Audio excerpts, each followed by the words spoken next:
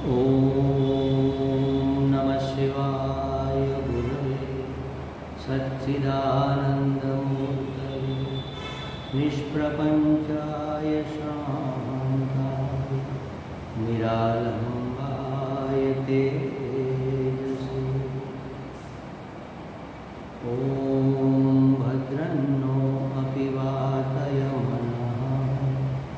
ॐ शान्ति शान्ति शान्तिः।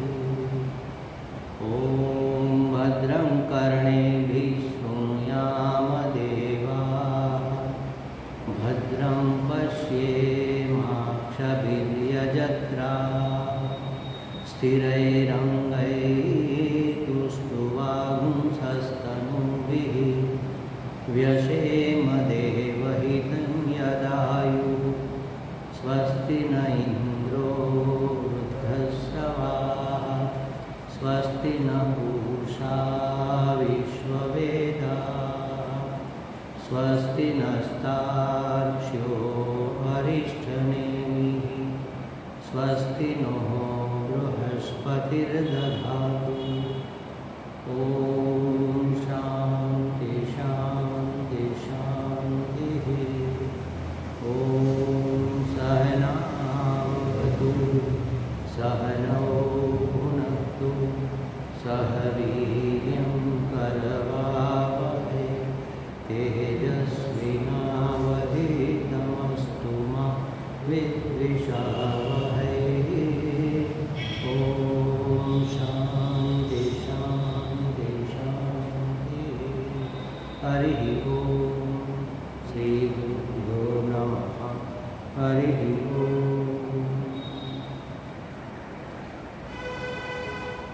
कैवल्य उपनिषद पहले और दूसरे मंत्र का पाठ करेंगे, फिर उसको समझने का प्रयास करेंगे। साथ ही बोलिए बता।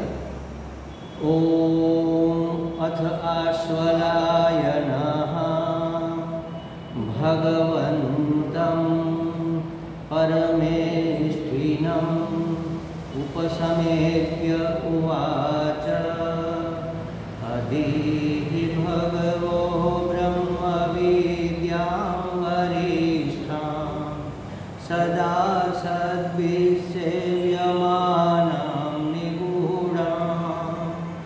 यया चिरात् सर्वपापं व्यपोह्य परात् परं पुरुषं याति विद्वान्।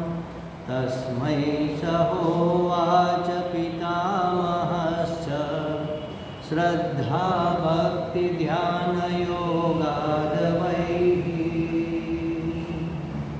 अथ आश्वलायनः, आश्वलायन ऋग्वेदाचार्य फिर भगवान परमेष्ठी के पास उपस्थित होकर बोले।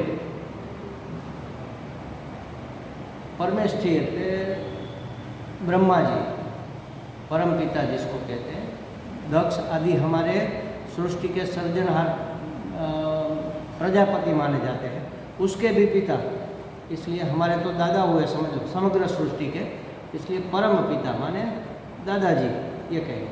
तो उसके पास उपस्थित हुए। उपसमेत्य, उपसमीप, देखो नज़दीक शब्द कोई अलग अर्थ दिखाता है और समीप उससे थोड़ा गहरा अर्थ है। नज़दीक तो आप भी है, मेरे नज़दीक है, रोड पर जो वाहन जा रहे हैं उससे नज़दीक आप है, आपसे नज़दीक ये टेबल है, टेबल से नज़दीक ये स्पीकर है, इससे भी नज़दीक ये वस्त्र है। लेकिन समीप, मेरे समीप मैं है, मुझसे ज़्यादा और समीप मेरा कोई नहीं है।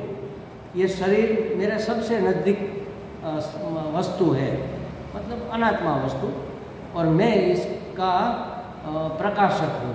तो नज़दीक माने करीब ऐसा होता है, और समीप का अर्थ होता है बिल्कुल सन्निधि में।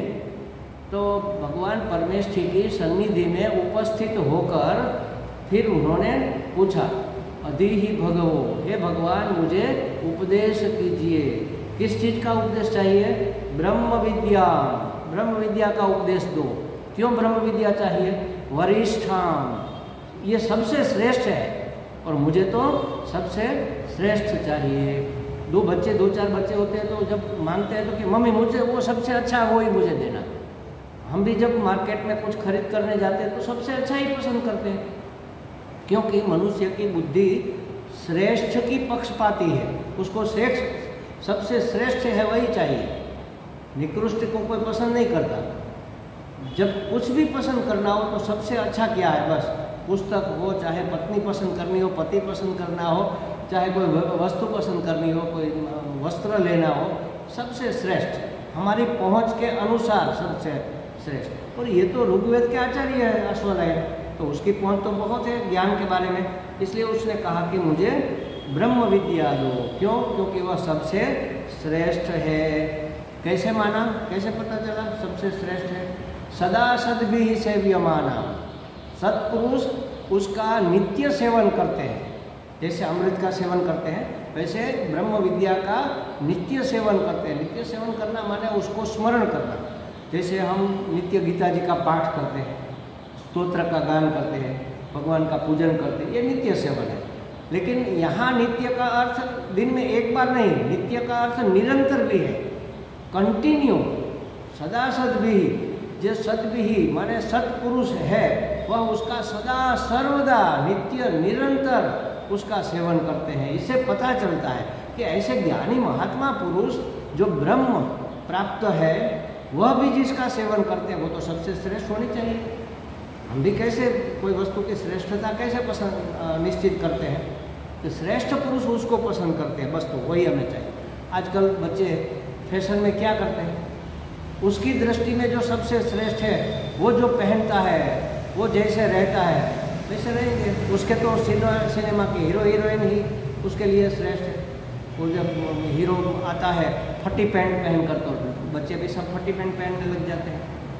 वास्तव में नहीं पहनना चाहिए। मैंने अपने एक बच्चे को कहा था, एक बार ही, वो बहुत समझदार बच्चा है, एक बार वो जीन्स की पैंट लेकर आया, ये घुटनों से थोड़ी सी फटी, बहुत ज़्यादा तो नहीं।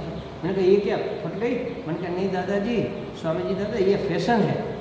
मैंने कहा ये तो ठीक है, फैशन है तो अच्छी बात है, लेकिन तुम्हें पता है इसका इफेक्ट क्या होगा? उसने कहा नहीं। 2 टाट उसके ऊपर लगा, आप थीगड़ू गई ना, 2 थीगड़ा मारीने પહેરવું પણ ફાટેલું ન પહેરવું। क्यों? फटे हुए वस्त्र पहनने से दारिद्र्य आता है, लक्ष्मी चली जाती है, कभी नहीं पहनना चाहिए। तुम्हें सुख संपत्ति चाहिए तो फटे वस्त्र मत पहनो, मैले वस्त्र मत पहनो, फटी टूटी चीज़ें घर में मत रखो। आप ट्राई करना, मैंने एक बार बताया भी था। जैसे ये रुमाल है अच्छे से समेटा हुआ, ऐसे ठीक से इस्त्री किया हुआ, अब इसके ऊपर ये माला है रुद्राक्ष की, आप ऐसे रखो तो क्लॉकवाइज घूमने लगेगी, अपने आप घूमेगी। फिर इसको ऐसे ऐसे कर दो, मतलब बिखेर दो, इसके क्रीज ब्रीज हो जाए ऐसे करके, फिर इसके ऊपर माला, तो उल्टी घूमेगी। वाइब्रेशन गलत उल्टे हो गए, देखो कितना इफेक्ट होता है। इसलिए घर की हर एक चीज़ हमारे यहाँ इसलिए कहा जाता है कि जब सोकर उठो तो सबसे पहला काम क्या करना है, अपना बिस्तर समेटो, अपनी चादर, अपना तकिया, अपना बिस्तर जो भी है ठीक जमा कर समेट कर रख दो, फिर और कोई काम करो, ताकि कोई गलत वाइब्रेशन हमारे परिसर में, हमारे घर में उत्पन्न न हो जाए। ये सुघड़ता जिसको कहते हैं, स्वच्छता और सुघड़ता बहुत महत्व की वस्तु है। इसलिए लोक बोली में कहा भी जाता है ना, क्या कहते हैं, स्वच्छता त्या प्रभुता। इसका मतलब ही यही है। ये रुद्राक्ष से हमने किया हुआ एक वीडियो भी डाला है हमारे चैनल पर, शायद होगा, आप ढूंढना, उसमें है।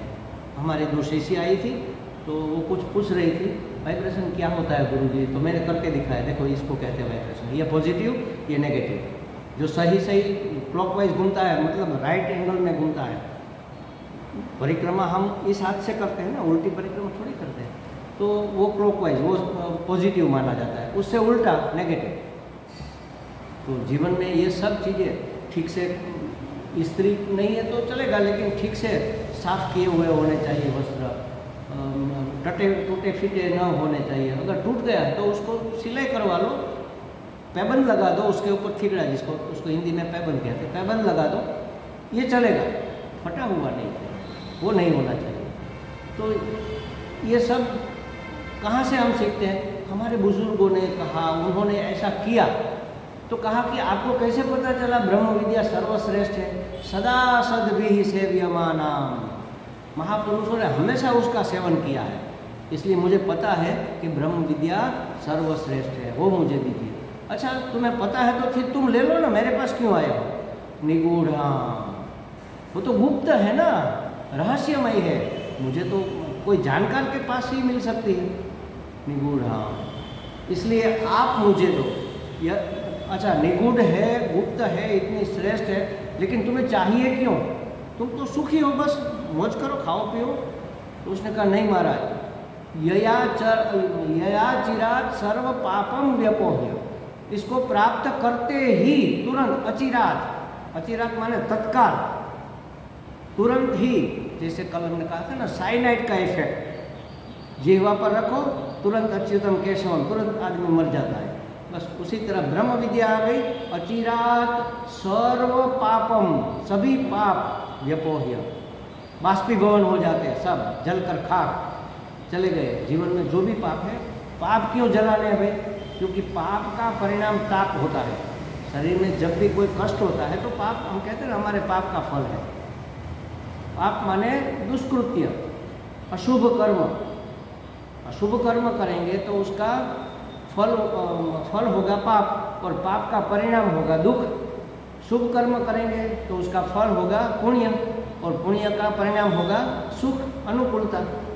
तो ब्रह्म विद्या क्यों प्राप्त करनी है?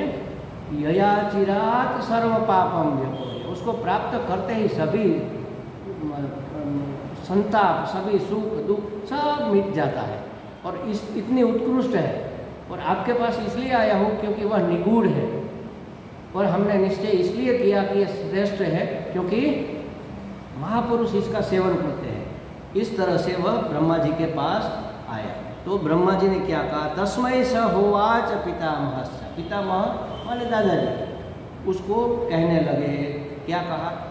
पूछा, उसने देखा अधिकारी है, योग्य है, इसको ब्रह्म विद्या प्राप्त होनी चाहिए, लेकिन सीधा सीधा उपदेश न देकर कुछ और कहने लगे। अरे भाई, ब्रह्म विद्या मांगी है तो वही दो ना मुझे। मैं ऐसा बोलूँ कि भाई मुझे भूख लगी है, कुछ खाने को दो, तो आप चावल का कटोरा भर के दे दो, ले जाओ, मतलब पकाना मुझे है। तो जिसे हम गुजराती में सीधू कहें ना, सीधू आपता पहला मार कारण के पवित्रता जड़वाए। हम जब किचन में काम करते हैं तो हमारे बर्तन ठीक नहीं होते, हमारा शरीर शायद मैला है, बिना स्नान किए हम कर सकते हैं, या तो हमने चख लिया तो ये जूठा हो गया। कई प्रकार की चीज़ें होती हैं, इसलिए कई महात्मा भोजन नहीं करते, वो कच्चा सामान लेकर जाते हैं। आप हमें सीधू दे दो, हम पका लेंगे। वैष्णव लोग खास करके कहीं और नहीं खाते, अपने आप पकाते हैं, ऐसे कई महात्मा। तो यहाँ भी ब्रह्म विद्या मांगी, उसने उत्तर तो दिया, लेकिन ब्रह्म विद्या का उपदेश नहीं दिया। क्या कहा? तस्मै स होवाच पितामहश्च श्रद्धा भक्ति ध्यान योगादवैहि, अवैहि माने प्राप्त करो, श्रद्धा भक्ति और ध्यान के योग से जाओ, इसे प्राप्त कर लो। महाराज भूख लगी है, कुछ खाने को तो ये लो चावल, जाओ पका के खा लो। ऐसे अपने आप करो ताकि तुम्हें उसका वैल्यू पता चले। यहाँ श्रद्धा भक्ति ध्यान क्यों कहा? क्योंकि ये साधन है ब्रह्म विद्या की। अगर श्रद्धा नहीं होगी, ब्रह्म विद्या प्राप्त नहीं होगी। कच्ची पक्की श्रद्धा है हमारे जैसी तो भी प्राप्त नहीं होगी, क्योंकि हमारी श्रद्धा तो है तभी तो आते हैं, लेकिन दृढ़ नहीं है ना। क्या करते हैं? भगवान भी बदल देते हैं महाराज। जब श्रद्धा ठीक नहीं होती ना तो भगवान भी बदल, हमारी अपेक्षा पूर्ण नहीं हुई, भगवान बदलो। मेरे एक मित्र बहुत पढ़े लिखे प्रिंसिपल थे किसी बहुत बड़ी संस्था में, उसका बेटा भी पीएचडी और कॉलेज में प्रोफेसर, उसकी लड़की डबल एमए बीएड किया हुआ टीचर। उसका एंगेजमेंट नहीं होता, दो में से किसी बच्चों का। तो पहले तो लड़की की चिंता होती है, तो कहीं जाके बड़ी मुश्किल से जुगाड़ हुआ, एक जगह ठीक हुआ, दोनों को पसंद आया, एंगेजमेंट हो गया। 8 दिन में टूट गई शादी। वो लड़के ने मना कर दी, नहीं मुझे ठीक नहीं लगा, मैं नहीं शादी करूँगा, छोड़ दिया, दूसरी बार छोड़ दिया। अब लड़के की एंगेजमेंट की, वो भी टूट गई। दूसरी बार की तो बड़ी मुश्किल से चली, शादी तक पहुँचे, शादी करने के बाद फिर डाइवोर्स, फिर तीसरी बार शादी की तो एंगेजमेंट ही नहीं हुआ। बड़े कृष्ण भक्त थे, वैष्णव थे, और ठाठी लीला जिसको हम कहते हैं ना, ठाठी माने खड़ी, ढाढ़ी नहीं है, थर है, ठाठी लीला, खड़े खड़े ही वो प्ले करते हैं, इसलिए उनको ठाठी। मैंने पहली बार उसके घर पे ठाठी लीला देखी, तो इतने भगवान कृष्ण को पुष्टाए, वैष्णव थे, पुष्टाए हुए थे।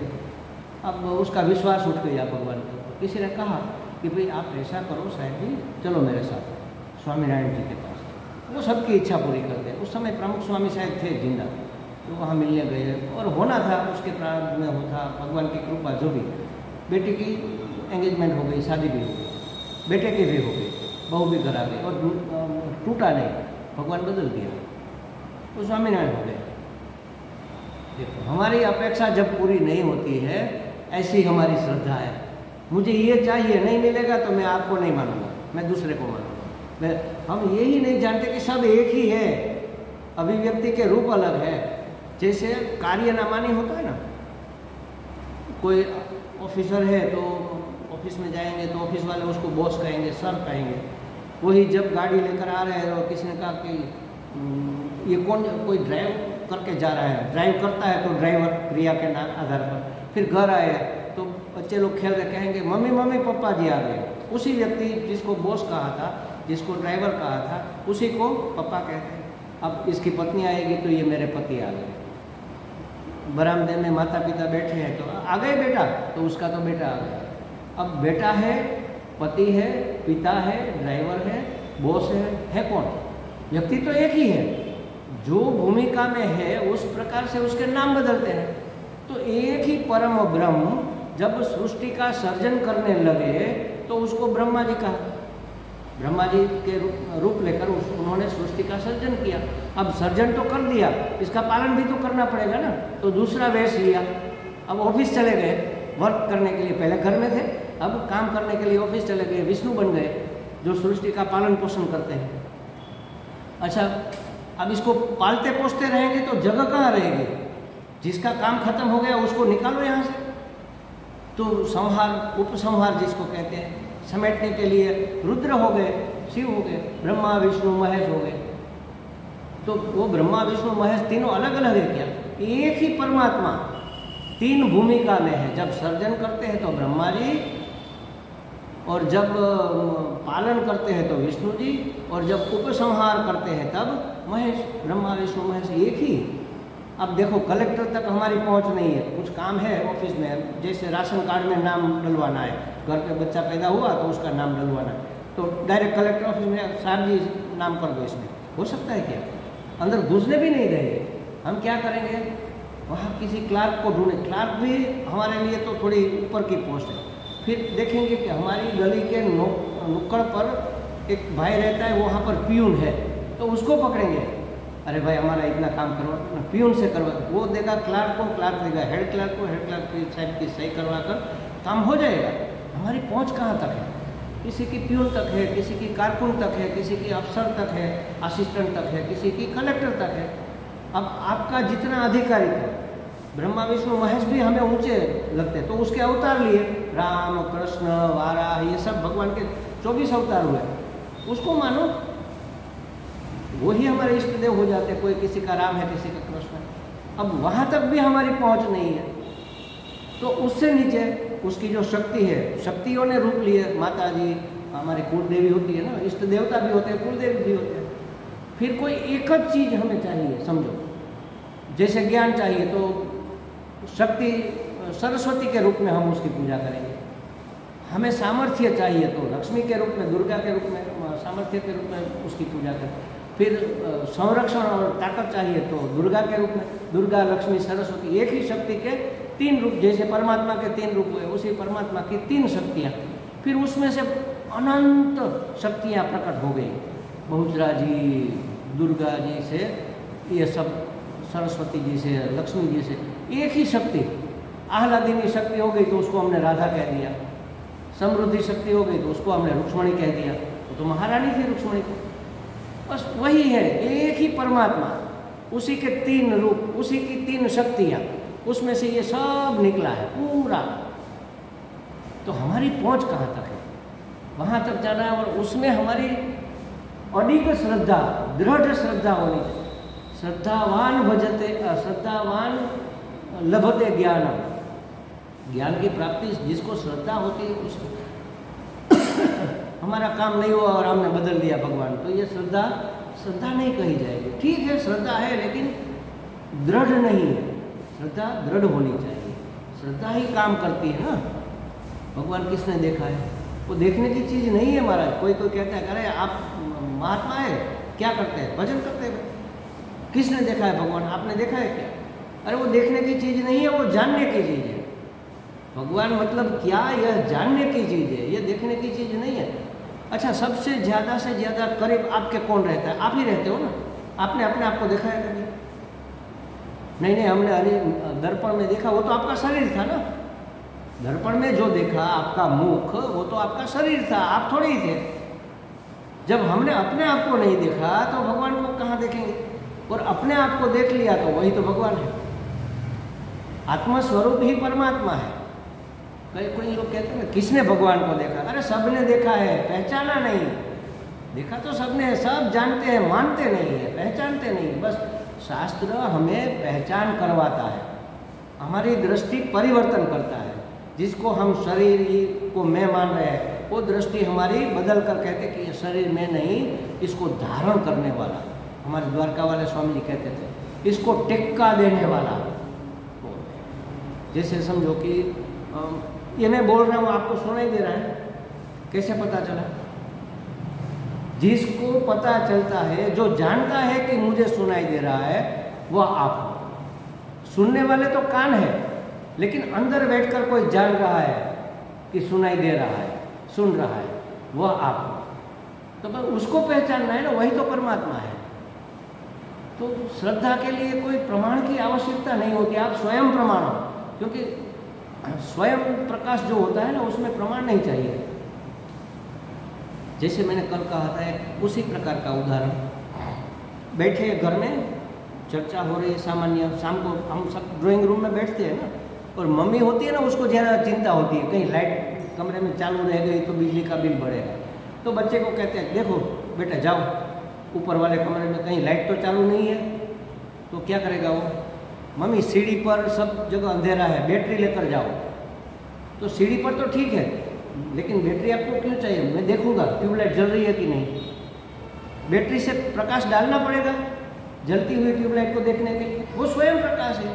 आप जाओ देखो, अंधेरा है तो नहीं जल रही है, उजाला है, हाँ प्रकाशित है, जल रही है। तो स्वयं प्रकाश को जानने के लिए किसी और साधन की जरूरत नहीं पड़ती, वो स्वयं प्रकाशित होता है। दीपक बुझ गया या जल रहा है, वो देखने के लिए बैटरी लेकर थोड़ी ही जाएंगे। जल रहा है तो दिखाई देगा, अपने आप प्रकाशित है। उसी तरह अपने आप को जानने के लिए जो हम नहीं है उसको हटाओ, आप अपने आप प्रकट हो जाएगा, क्योंकि वो तो स्वयं है, स्वयं प्रकाश है, स्वयं सिद्ध है।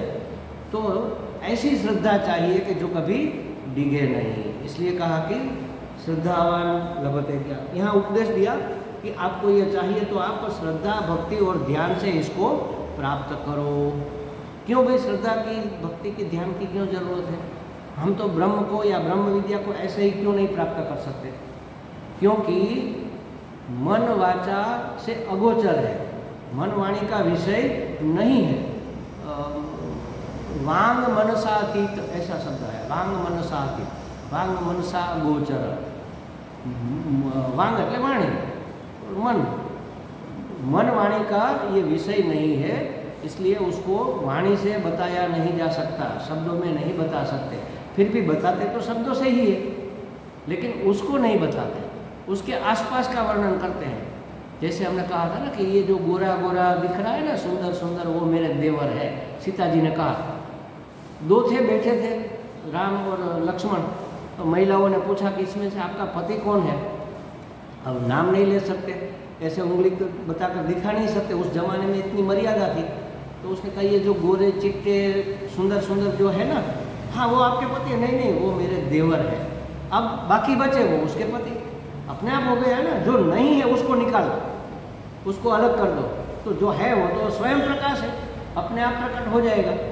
तो ये मन वाणी का विषय नहीं है, इसलिए श्रद्धा चाहिए। अगर मन वाणी का विषय कौन हो सकता है?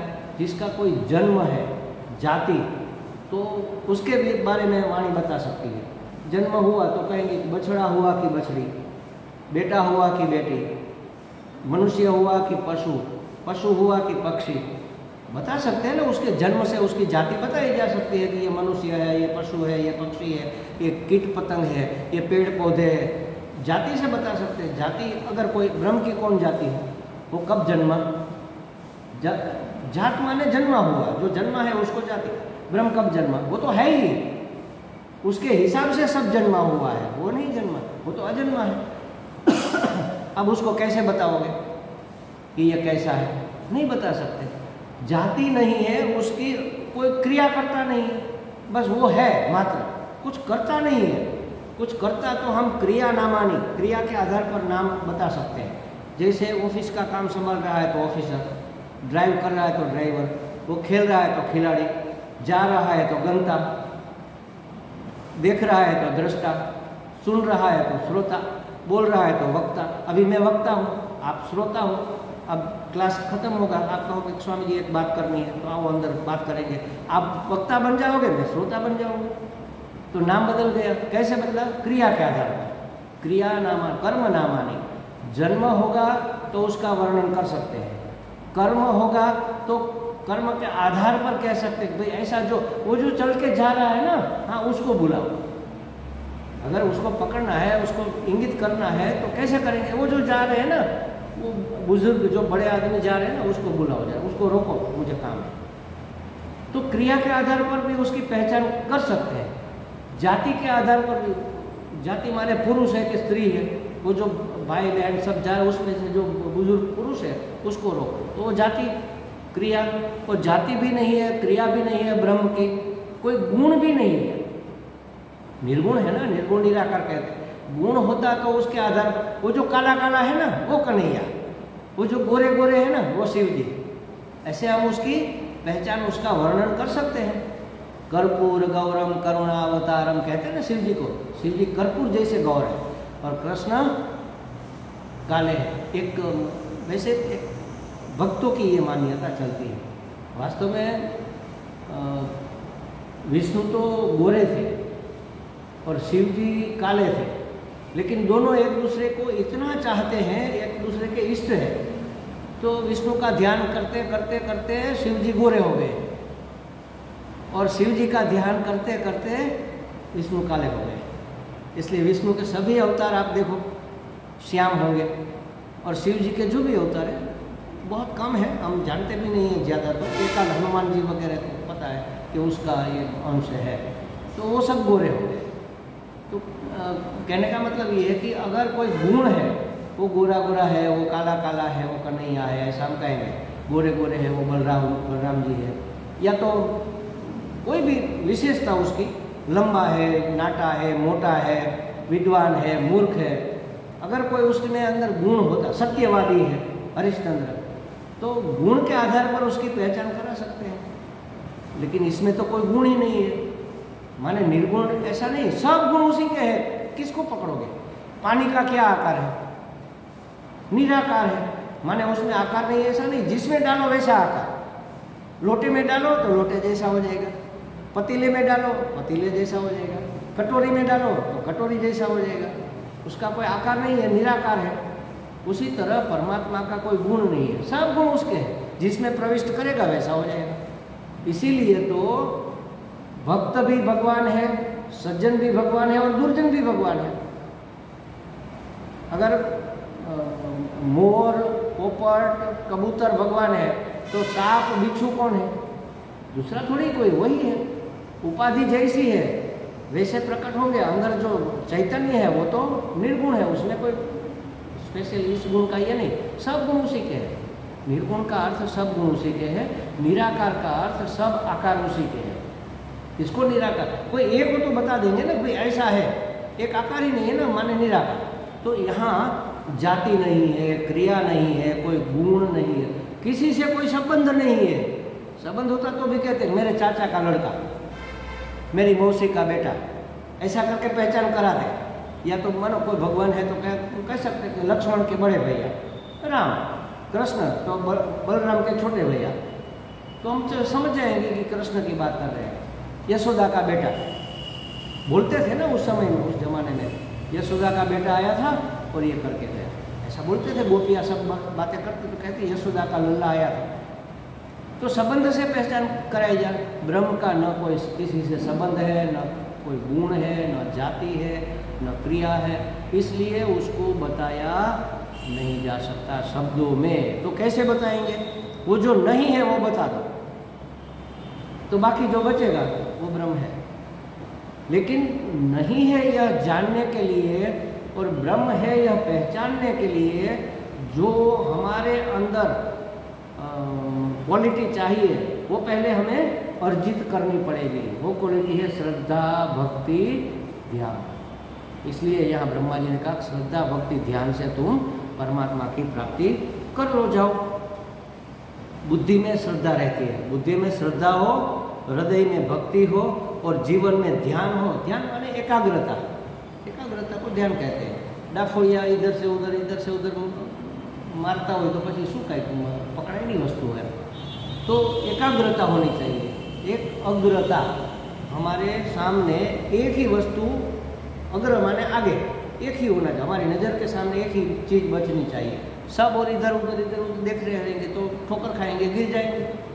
हमें जाना है तो हमारी नज़र कहाँ पर होती है? रास्ते पर होती है। हम स्कूटर लेकर जाते हैं तो ऐसे ऐसे थोड़ी देखते जाते हैं, किसी से टकरा जाएंगे ना। सामने अगर ज़रूरत पड़ी तो जरा देख लिया फिर से, लेकिन वो दृष्टि वहाँ से हटती नहीं। ध्यान में तो रहता है, आँख हटा ले लेकिन ध्यान में रहता है कि वहाँ तक कोई नहीं है तो देख लो, फिर वहाँ तक पहुँचकर दिक्कत नहीं है। खाली रास्ता है वो तो पहले देख लिया।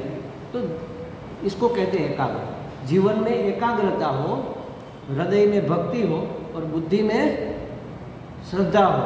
क्योंकि बुद्धि प्रश्न बहुत करती है ना, अरे ऐसा थोड़ी होता है, अरे श्रद्धा करो, होता है ऐसा। अभी आप नहीं जानते, जानोगे तो फिर मानोगे, लेकिन जब तक नहीं जानते तब तक श्रद्धा से मान लो। जानोगे तो फिर श्रद्धा की जरूरत नहीं है। आपने जान लिया ना, वो तो विज्ञान हो गया, ज्ञान विज्ञान हो गया, अनुभव हो गया, फिर कहाँ श्रद्धा की जरूरत है? जब तक हम नहीं जानते तब तक श्रद्धा की जरूरत है। इसलिए भक्त श्रद्धावान होता है। देखो बहुत श्रद्धा होती है उसमें, क्योंकि मानता है ये भी भगवान, वो भी भगवान, ऐसा करे वो भी भगवान, वैसा करे। मेरे परमात्मा कैसे और है क्या? वास्तविकता भी यही है। जिसने जाना है उन्होंने बताया, तो फिर हमें तो मानना पड़ेगा वहाँ तक पहुँचने के लिए। आप इस तरफ वेस्ट में चले जाओ गाड़ी लेकर, राजकोट आ जाएगा, हम कैसे माने? तो मत मानो भाई, तो कभी नहीं पहुँचोगे। नहीं हम तो इधर जाएंगे, तो इधर नहीं आएगा, अहमदाबाद आएगा, आपको उधर जाना पड़ेगा। तो जो जाकर आए हैं, जिन्होंने देखा है, वो रास्ता बताएंगे और उस रास्ते पर चलने के लिए हमें श्रद्धा करनी होगी। तो दृढ़ श्रद्धा होगी कि परमात्मा ऐसा है और इस तरह से वह वर्क करता है, तो हमें मानना पड़ेगा। शास्त्र ने बताया, संतों ने बताया, अनुभवियों ने बताया, जिसने देखा है वो बता रहे हैं कि ऐसा है। तो क्यों न मानने का तो कोई सवाल नहीं है ना। ऋषि को क्या स्वार्थ है झूठ बोलने के लिए? शास्त्र क्यों झूठ बोले? कोई मुझे कहते कि महाराज जी सब कुछ भगवान है और ये सब है, तो ये तर्पण, श्राद्ध इत्यादि करना चाहिए। तो क्यों नहीं करना चाहिए? इसका कोई कारण है? ये नहीं हम बताते हैं, हम संशय करते करना चाहिए कि नहीं करना है। और क्यों नहीं करना चाहिए ये बताओ मुझे पहले। करने में क्या दिक्कत है? हमारे शास्त्रों ने बताया है, कुछ फायदा ही होगा, नुकसान तो कोई है नहीं। अगर नहीं करेंगे तो प्रत्यवाय लगने का संशय है, लेकिन करेंगे तो क्या तकलीफ है? श्रद्धापूर्वक करो, अगर मानते हो तो श्रद्धापूर्वक मानो, वरना मत मानो। कोई किसी को फांसी पर नहीं चढ़ा देगा। आपकी श्रद्धा है ना, वो श्रद्धा से जो काम करते हैं उससे क्या फ़ायदा होता है? एक तो सबसे पहले यहाँ पर बिल्कुल शांति हो जाती है, हाँ हमने बहुत अच्छे से किया, करने का संतोष होता है। तो क्यों नहीं करना? हमारे शास्त्र गलत क्यों बताएंगे? कैसे करना ये अलग बात है, उसके लिए हमें थोड़ा विवेक इस्तेमाल करना पड़ेगा कि सब करते हैं वैसे कर दो, ऐसा नहीं। शास्त्रोक्त विधि से करो, कोई अच्छा पंडित है, जानकार महात्मा है, उससे करवाओ, तब तो ठीक है। जो भी मिले उसमें उत्कृष्ट हो उसको पसंद करो और करो, श्रद्धापूर्वक करो। फिर वो गलत श्लोक बोलेगा लेकिन आपकी श्रद्धा है तो पहुंच जाएगा। उसका श्लोक थोड़ी पहुंचाता है, आपकी श्रद्धा पहुंचाती है ना, वो तो निमित्त मात्र है। अब ये जो दाल बनाई है हमने, वो खट्टी है कि खारी है कि मीठी है, चम्मच डालकर देख लो तो चम्मच थोड़ी बताएगा किसका स्वाद कैसा है, वो तो आपको चखना पड़ेगा ना। आपकी जीवा, आपकी रसना बताएगी, उसी तरह आपकी श्रद्धा पहुंचाएगी। ये चम्मच थोड़ी स्वाद बता सकता है, वो तो निमित्त है, साधन है, ठीक है। कोई पंडित अरे ये तो गलत श्लोक बोलते हैं, क्या काम करवाए, अरे वो गलत बोले सही बोले, तुम्हारी श्रद्धा तो सही है कि नहीं है, ये महत्वपूर्ण बात है। हमारे गुरु जी कहते हैं कि श्रद्धा न करने का, न मानने का कोई कारण है आपके पास तो न मानो, कोई भी चीज़ नहीं मानिए, बिल्कुल न मानो। कोई कारण है ठोस तो न मानो, बिना कारण के। वो कोई नहीं मानता आजकल, तो कोई नहीं मानता, हम भी नहीं मानेंगे तो उसमें, और हमें मतलब उसकी बुद्धि से हम चलेंगे, और किसी दूसरे की बुद्धि से जो चलता है उसको क्या कहते हैं, बेवकूफ़। उसी का नाम बेवकूफ़ है ना, जो दूसरे की बुद्धि से चलता है। तो हम बुद्धिमान है या बेवकूफ़ है? देखो, सब कहते हैं इसलिए हम बस करते हैं। आपको भगवान ने विवेक दिया है, बुद्धि दी है, इस्तेमाल करो। आपको ठीक लगे ना करो, सही है, लेकिन सब करते हैं इसलिए करते हैं, ये बात करो। क्योंकि वो सब कौन है उसको देखो। अगर बुद्धिमान सत्पुरुष है तब तो ठीक है, जो हमारे बुजुर्ग, हमारे सत्पुरुष, हमारे महात्मा लोग जिस रास्ते से चले उस रास्ते पे चलना चाहिए। लेकिन बेवकूफ़ जहाँ जा रहे हैं वहाँ हम भी जा रहे हैं। इतने सारे लोग करते, सब गलत थोड़े हो सकते, मतलब बहुत ज़्यादा का मतलब, बहुमति का मतलब सत्य हो जाता है? नहीं, बहुमति का मतलब सत्य नहीं है। सत्य तो अलग ही वस्तु है। एक अकेला भी सत्य हो सकता है और हजारों गलत हो सकते हैं। आजकल यही हो रहा है ना, यही तो होता आ रहा है। तो श्रद्धा का मतलब है आप अपने विवेक का उपयोग करके दृढ़तापूर्वक मानो शास्त्र को, सद्गुरु को, और अपने अंतःकरण को ध्यान में रखकर ईश्वर को स्वीकार करो। इसी का नाम है श्रद्धा। तो बुद्धि में श्रद्धा होनी चाहिए। तर्क वितर्क या किसी की देखा देखी में कर ले, वो श्रद्धा नहीं, वो अंधश्रद्धा है। सब करते हैं इसलिए हम करते हैं, तो ये अंधश्रद्धा है। श्रद्धा और अंधश्रद्धा में बहुत फर्क नहीं है लंबा। तो बुद्धि में श्रद्धा हो, हृदय में भक्ति हो, यहाँ पर दिल एकदम नरम होना चाहिए, तभी उसमें छाप बैठेगी ना। गीली मिट्टी में हमारे पाँव के निशान पड़ जाते हैं, लेकिन गर्मी के मौसम में निकलेंगे तो कहीं पाँव का निशान दिखेगा भी नहीं, मिट्टी कठोर है ना।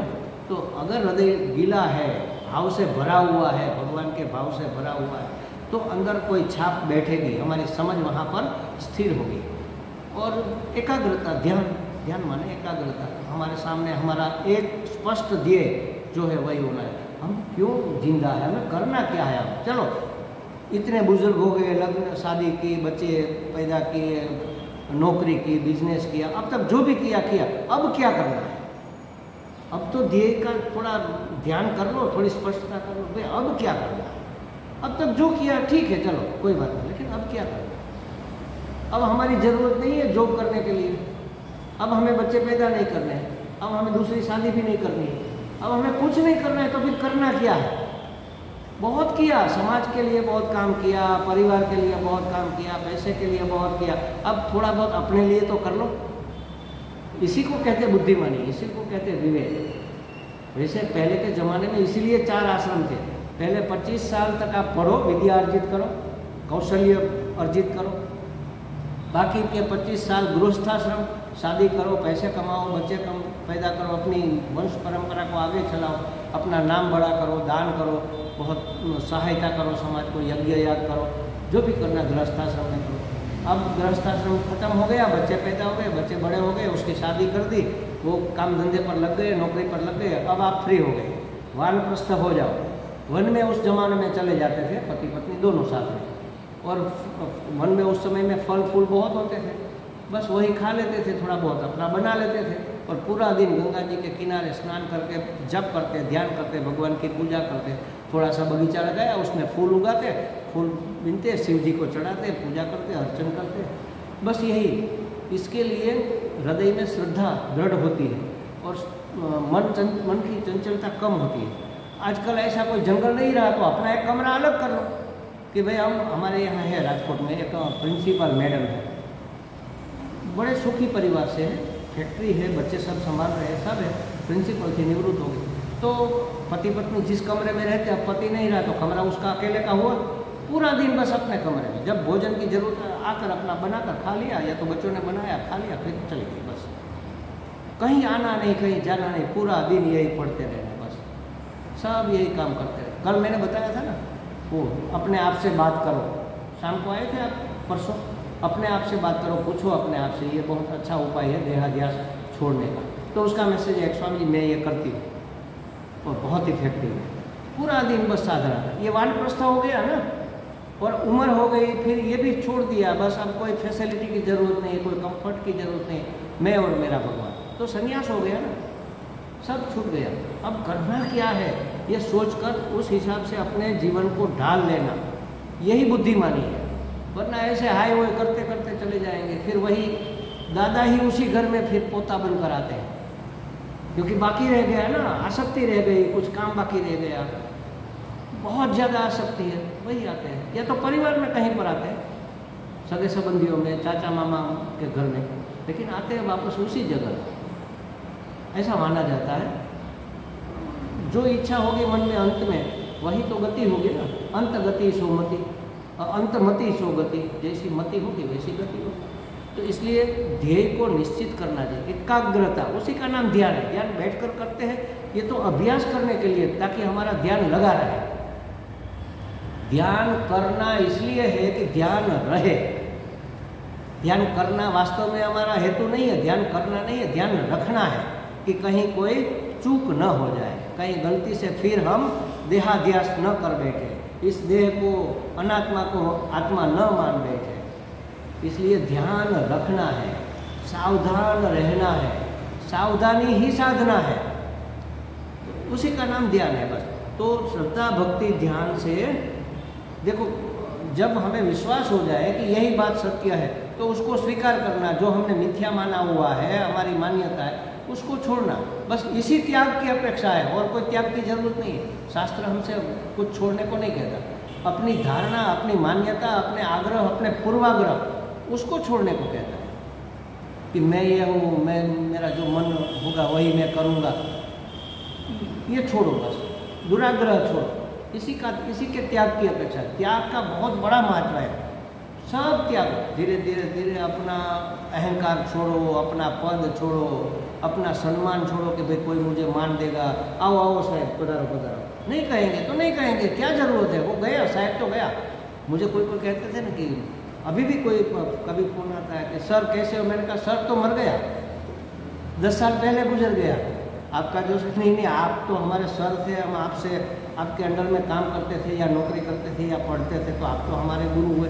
हाँ गुरु ठीक है, लेकिन सर वर अब नहीं है, वो सर नहीं है, अब चले गए। साहब जी गए, मिले, नमस्कार साहब जी, अपेक्षा क्यों रखनी है ना, अब छोड़ो उसको। पूरी जिंदगी यही कुर्ता पहने रखोगे, दूसरे दिन बदल देते, लेकिन ये टाइटल नहीं बदलते। देखो ये छोड़ना मुश्किल है, पद छोड़ना, प्रतिष्ठा छोड़ना, पैसे छोड़ना, परिवार छोड़ना अत्यंत मुश्किल है। ये आसक्ति है सब, व्यक्ति, वस्तु, पदार्थ, परिस्थिति के प्रति जो हमारी आसक्ति है ना, नहीं छूटती। ममता, जिसको ममता कहते हैं ना, ये ममता छोड़ना, हमारे यहाँ गुजराती में भजन भी आता है ना, आ ममता मरे नहीं अनुरे मारे सूर्य कर, किसी महात्मा का भजन बहुत सुंदर है। तो कहने का मतलब ये है कि ये सब धीरे धीरे धीरे हमारे जीवन में निश्चित हो जाना चाहिए कि अब हमें ध्यान में क्या रखना है, श्रद्धा भक्ति ध्यान, बस यही त्याग करने को। अहंकार मतलब छोड़ना है कि अहंकार ही छोड़ना है कि मैं अफसर हूँ, मैं बड़ा हूँ, मैं पुरुष हूँ, तो मेरे साथ ऐसा होना चाहिए। अपेक्षा छोड़ो, सुखी होने का सबसे उत्तम उपाय अभी इसी वक्त आपकी सभी समस्याओं का हल हो जाएगा। एक चीज़ छोड़ो, बस किसी से कोई अपेक्षा मत रखो। हमें दुखी कौन करता है? हमारी अपेक्षा। हमारी अपेक्षा थी कि कोई हमारा अपमान न करे और किसी ने कर दिया, दुखी हो गए। अरे हमारा अपमान कर दिया, मैं इतना बड़ा साधक, इतना भक्त, रेगुलर यहाँ आने वाला, मुझे हड़दूत कर दिया कि निकलो यहाँ से। क्या समझते हैं अपने आप को? बस दुख हो गया। किसी भी डर का अलग वस्तु है, समझो। यहाँ कुछ लग गया या कुछ फोड़ा हो गया तो वो दर्द है। दुख मन में होता है, अपेक्षा पूरी जब नहीं होती दुख होता। अब ये तो मैं तो गुरु जी का इस्तेमाल करता हूँ। समझो कि ये वस्त्र में लेने गया और पूछा भी ये अच्छा है ना, हाँ स्वामी जी 1-2 साल तो आपको चलेगा, बिल्कुल कोई दिक्कत नहीं हो, और 6 महीने में फट गया तो फिर क्या होगा? अरे उसने हमें लूट लिया, कहता था 2 साल टिकेगा, 6 महीने में फट गया, दुख होगा ना। क्यों हुआ? अपेक्षा थी किसी व्यक्ति से, अरे मेरा छोटा भाई होकर मेरे बारे में ऐसा बोलता है, अपेक्षा थी कि मेरा छोटा भाई है, मेरे बारे में ऐसा नहीं बोल सकता। किसी से भी कोई अपेक्षा मत रखो, किसी से भी नहीं। देखो कोई दुख आपके जीवन में आएगा नहीं, अपेक्षा छोड़ो, जो है ठीक है, चलो ऐसा हो गया ठीक है। संसार है, संसार में तो ऐसा ही होगा, पड़ोसी होकर ऐसा करता करेगा, कलयुग है, क्यों नहीं करेगा? बिल्कुल करेगा। हमने अपेक्षा रखी थी कि ऐसा वो न करे और वह अपेक्षा भंग हुई तो हमें दुख हुआ। अपेक्षा ही क्यों रखते हो? छोड़ो। हमारे स्वामी जी गुरु जी कहते हैं अपेक्षा मत रखो, बस किसी से कोई अपेक्षा नहीं, आप सुखी। दुख निवारण का देखो ये अक्सर रामबाण इला है, सब ऐसे ही है। महात्मा तो कह देते हैं, हमें पकड़ लेना चाहिए बस। ये सब साइनाइड प्रयोग है, जैसे टच हुआ गया, अपेक्षा छोड़ी दुख गया, दुख मर गया, दुख को साइनाइड चखा दिया हमने, गया। तो इस तरह से हमें अपने जीवन को सेट कर लेना है। यहाँ ये तो जब हम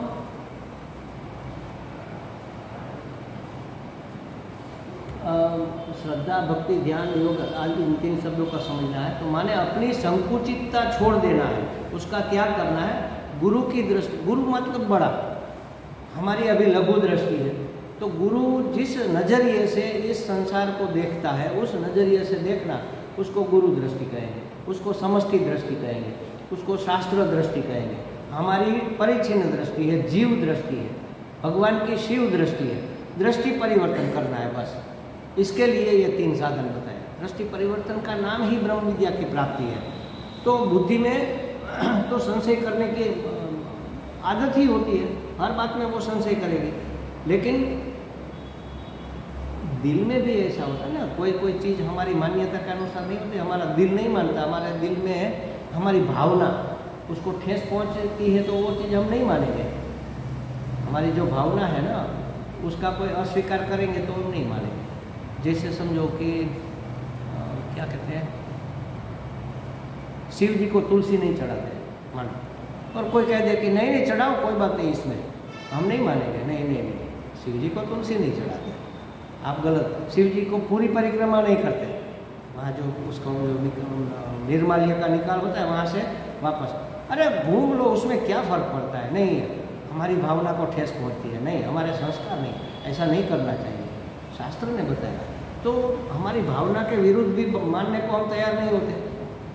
शास्त्र तो ये तो एक सही उदाहरण है, लेकिन हमने भगवान के विषय में जो मान रखा है उसके ऑपोजिट हमने अपने आप को जो मान रहा है उससे विरुद्ध कोई बात कहे तो हम कैसे मानेंगे?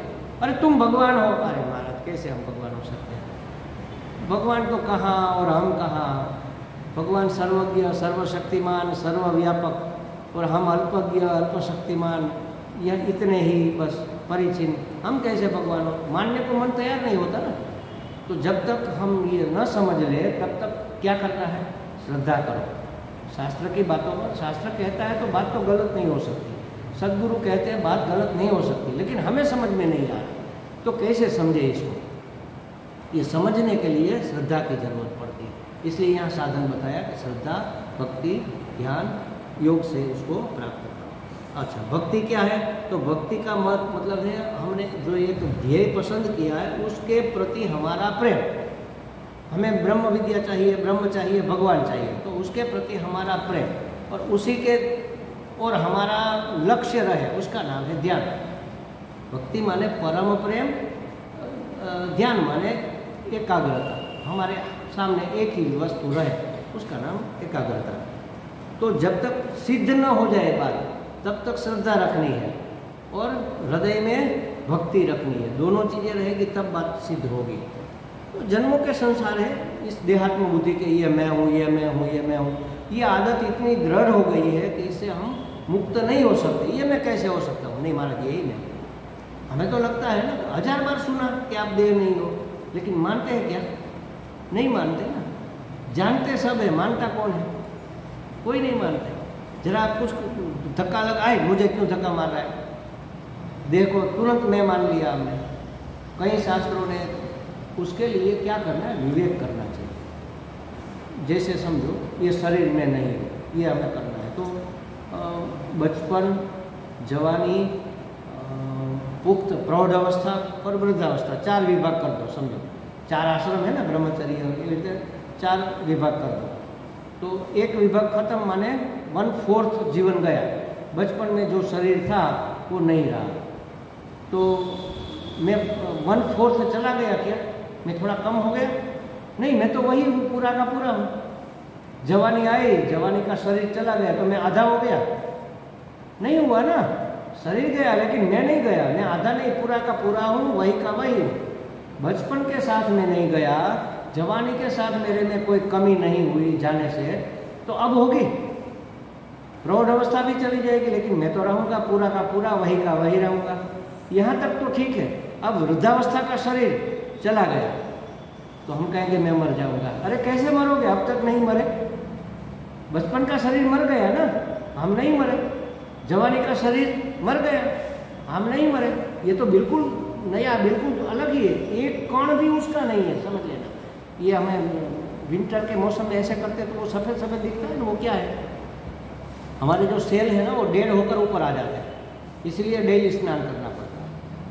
हर 7 वर्ष में व्यक्ति पूरा का पूरा बदल जाता है, पूरा का पूरा। एक अंश भी पुराना वाला नहीं रहता, एक कण भी नहीं रहता, पूरा का पूरा। 7 साल के बाद आप किसी को देखोगे ना तो पहचानना मुश्किल हो जाएगा। थोड़ा थोड़ा आकार मिलता है तो आप वो तो नहीं, हाँ लगता है आपके फेस से, पूरा बदल गया। अरे आप तो कितने हैंडसम हो गए, हट्टे कट्टे हो गए, इससे दुबले पतले थे। वो 7 साल पहले की बात है। तो जवान बचपन शरीर मर गया, 25 साल तक जो था वो चला गया। हम तो नहीं गए ना, हम नहीं मरे। जवानी का शरीर मर गया, हम नहीं मरे। प्रौढ़ अवस्था का शरीर मर गया, हम नहीं मरे। अब बूढ़े हो गए, अब ये बुढ़ापे का शरीर मर जाएगा तो हम मर जाएंगे क्या? अब तक जो नहीं हुआ अब होगा। तो मैं शरीर कैसे हो सकता हूँ? शरीर को टेक्का देने वाला, शरीर का वेश धारण करने वाला। वासांसी जीर्णानी, गीता जी में कहा ना, वस्त्र की तरह ये शरीर जीवात्मा धारण करता है। जैसे वस्त्र बदलते हैं वैसे शरीर बदलता है। तो शरीर में कैसे हो सकता हूँ? शरीर मैं हूँ, मैं माने आत्मा, शरीर माने देह, देह ही आत्मा है। ऐसी बुद्धि का नाम है देहात्म बुद्धि। ये देहात्म बुद्धि जाती नहीं है, इसलिए दुखी हो रहे हैं। कुछ हुआ और दुखी हो गए, किसी ने धक्का मार दिया तो हमें अपना अपमान लग गया। अरे ये देह को धक्का लगा ना, क्या फर्क पड़ता है? कोई मान दे, कोई सम्मान दे। हमारे सुख दुख का रिमोट क्या सामने वाले के हाथ में रखेंगे? वो रिमोट दबाएगा तो हम सुखी, वो रिमोट दबाएगा तो हम दुखी। अरे भाई अपने आप के पास रखो, वो कुछ भी करे, सुखी दुखी होना ना होना वो आपके मन की मर्जी है। सुख दुख मन के धर्म है, वो चाहे कुछ भी बोले। अगर किसी ने मुझे कह दिया अरे ये साधु तो बेवकूफ़ है, अगर मैं बेवकूफ़ हूँ वास्तव में और वो कह रहा है तो इसमें गलत क्या है? तो क्यों पीड़ा होगी भाई? बेवकूफ़ हूँ तो बेवकूफ़ कह रहा है। और अगर मैं बेवकूफ़ नहीं हूँ, बुद्धिमान हूँ, तो भी क्यों दुखी हो जाऊँ? क्योंकि वो बेवकूफ़ है, मुझे जानता नहीं, तो उसको दुखी होना चाहिए। मैं क्यों दुखी हो जाऊँ? वो बेवकूफ़ कहे तो मुझे हंसी आनी चाहिए। देखो मुझे बेवकूफ़ कह रहा है लेकिन वो मेरे बारे में जानता ही नहीं। जो नहीं जानता उसका नाम बेवकूफ़ होता है ना। तो बेवकूफ़ तो वो है और मुझे बता रहा है बेवकूफ़। तो किसी ने मुझे बेवकूफ़ कहा, अगर सही है तो भी दुखी नहीं होना चाहिए, और गलत है तब तो बिल्कुल ही नहीं होना चाहिए। दुख होने का कारण ही कहाँ है? और जिसको कहा वो मैं नहीं हूँ। कोई कहे कि महाराज जी आपका स्कूटर बेवकूफ़ है, तो मुझे दुख होगा क्या? वो तो मेरा साधन है ना। आपके वस्त्र बेवकूफ़ है, ठीक से नहीं रहते, तो हमें लगेगा ये बाल बुद्धि है। वस्त्र तो अपने आप थोड़े ही रहते हैं, वो तो निर्जीव है। उसी तरह देहाध्यास छोड़ने का विवेक करना पड़ता है, बस यही उपाय, और कोई उपाय नहीं है। विवेक करो कि नहीं, ये कैसे मैं नहीं, इसका मतलब ये नहीं कि इसको फेंक दो, ये साधन है पहुंचने के लिए। जैसे पेट्रोल डालना पड़ता है स्कूटर में, तो इसमें भी भोजन डालना पड़ता है। स्कूटर को साफ़ सफाई सर्विस करनी पड़ती है, तो इसको भी करनी पड़ती है। पंचर हो जाए तो फिर रिपेयरिंग, स्कूटर की जो रिपेयरिंग हॉस्पिटल होती है वहाँ ले जाना पड़ता है, तो इसको भी ले जाना पड़ता है। सर्दी हो गई, खांसी हो गई, बुखार आ गया, चलो पंचर करवा लो, तबीयत में पंचर हो गया। साधन ठीक रखना है, लेकिन इसको पकड़ कर बस इसी के आसपास हम घूमते रहते, इसकी सुखाकारी देखते रहते बस। तो ये देहाध्यास हमें अपने आप तक पहुंचने नहीं देता, नाम रूप तक हमें रोक देता है। इसलिए छोड़ना है, छोड़ने का और कोई मतलब नहीं है। ये हमें बाधा उत्पन्न करता है, अपने आप तक पहुंचने में विघ्न डालता है। इसलिए इसको मैं नहीं हूँ ऐसा जान लेना है, फेंक नहीं देना है, ये मैं नहीं हूँ बस। और जिसको हमने मेरा माना है वो भी मेरा नहीं है, इस शरीर का है। बेटा मेरा नहीं है, अरे महाराज क्या बात कर रहे हो, बेटा मेरा नहीं है, बिल्कुल आपका नहीं है, आपके शरीर का बेटा है। शरीर भी आप नहीं हो तो फिर आपका कैसे हुआ? शरीर का बेटा है, ठीक है, शरीर का है, शरीर संभाले, कोई बात नहीं, इसको लाड करो, प्यार करो, लेकिन इससे चिपको मत, यहाँ पर छाती से लगाकर मत घूमो। वो अवरोध है आपको अपने आप तक पहुँचने में, उसको त्याग देना ये बात अलग है, ऐसी ज़रूरत नहीं। अगर आप समझ जाओ तो त्याग की भी जरूरत नहीं, समझने के लिए सहायभूत होता है। इसलिए भौतिक रूप में भी त्याग परिवार का, घर का किया जाता है, क्योंकि ममता हमें छोड़ती नहीं, ममता से छूटने के लिए। तो अहंता ममता ये दो चीज़ें ऐसी है हमारे जीवन में कि जो हमें अपने आप का परिचय नहीं होने देती। और अहंता होती है देह में, ममता होती है देह से जो संबंधित है, व्यक्ति, वस्तु, पदार्थ। जैसे ये वस्त्र मेरे माने किसके? देह के ना, तो देह से संबंधित है, तो इससे मेरी ममता होगी। अगर कोई मेरा उपवस्त्र लेकर भागे तो अरे अरे पकड़ो पकड़ो पकड़ो, मेरा उपवस्त्र लेकर जा रहा है, ममता है उससे मेरी, तो दुख होगा ना। तो अहंता ममता ही मुझे अपने आप से दूर रखती है। इसको दूर करने के लिए ये चीज़ें तीनों चाहिए, श्रद्धा, भक्ति, ध्यान। जैसे ठंडी लग रही है तो हम क्या करेंगे? अदरक वाली चाय पिएंगे गरम गरम, तो गर्मी अंदर जाएगी तो ठंडी बाहर आएगी। तो उसी तरह श्रद्धा, भक्ति, ध्यान से ये सब बाहरी चीज़ें धीरे धीरे थोड़ा थोड़ा निवारण करेगी, तब हमारी बुद्धि काम करेगी ये समझने के लिए। ये नहीं होगा तो बातें समझ में नहीं आएगी। इसके लिए सीधा उपदेश न देकर कहते हैं कि श्रद्धा, भक्ति, ध्यान, योगा, नमः, इसके द्वारा आप अपने आप का परिचय प्राप्त करो, ब्रह्म विद्या को प्राप्त करो। फिर आगे थोड़ा ध्यान की थोड़ी बातें आगे कल करेंगे। ओम पूर्णमदः पूर्णमिदं पूर्णात् पूर्णमुदच्यते पूर्णस्य पूर्णमादाय पूर्णमेवावशिष्यते। ओम शांति शांति शांति। हरि ओम। श्री गुरुभ्यो